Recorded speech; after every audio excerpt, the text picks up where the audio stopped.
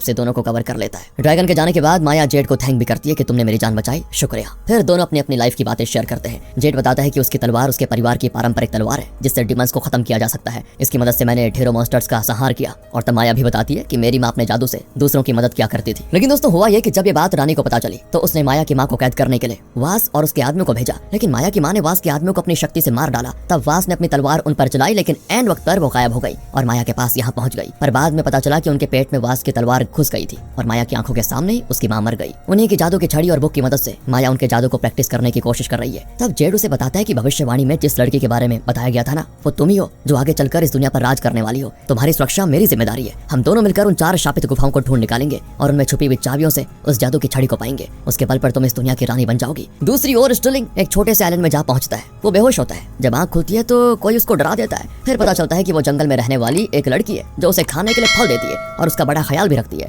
धीरे धीरे दोनों की दोस्ती हो जाती है और वो जंगल में मजे से घूमने लग जाते हैं। तब उस लड़की के कबीले वाले स्टर्लिंग का शिकार करने की कोशिश करते हैं। स्टर्लिंग तो जान बचाकर वहां से भाग निकलता है और खुद के बनाए हुए एक छोटे से बोट की मदद से निकल जाता है वहां से। यहाँ जेड और उसके मामा के बीच हुई बात को जो आदमी छुपकर सुन रहा था ना उस दिन, वो जाकर रानी को बता देता है। तो रानी बात से कहती है कि तुम जाकर पता लगाओ कि क्या सच में वो भविष्यवाणी सही है और क्या वाकई में ऐसी कोई लड़की है जिसके बाल लाल है। दूसरी ओर जेड माया को उसके घर छोड़कर अपने मामा से मिलने जाता है, लेकिन बाहर वास के आदमियों को देखकर वो दूर ही छुप जाता है। फिर उनके जाने के बाद वो तेजी से अंदर जाता है तो वहाँ मामा घायल पड़े होते हैं। दरअसल वास के आदमियों ने उनको मारा और उनके पास भविष्यवाणी के बारे में जो बुक थी वो छीन कर लेकर गए थे। तब मामा कहते हैं कि बेटा उस लड़की की जान को खतरा है, तुम जाकर उसकी सुरक्षा करो। अगले सीन में जेड माया के घर में घुसता है तो आवाज सुनकर माया चौंक कर नींद से उठ जाती है, लेकिन जेड उसके मुंह को बंद करते हुए कहता है कि सुनो, तुम्हारी जान को खतरा है, तुम मेरे साथ आ जाओ। दोनों के जाने के बाद वास और उसके आदमी वहां पर पहुंच जाते हैं और बेड पर अपनी तलवार से वार करते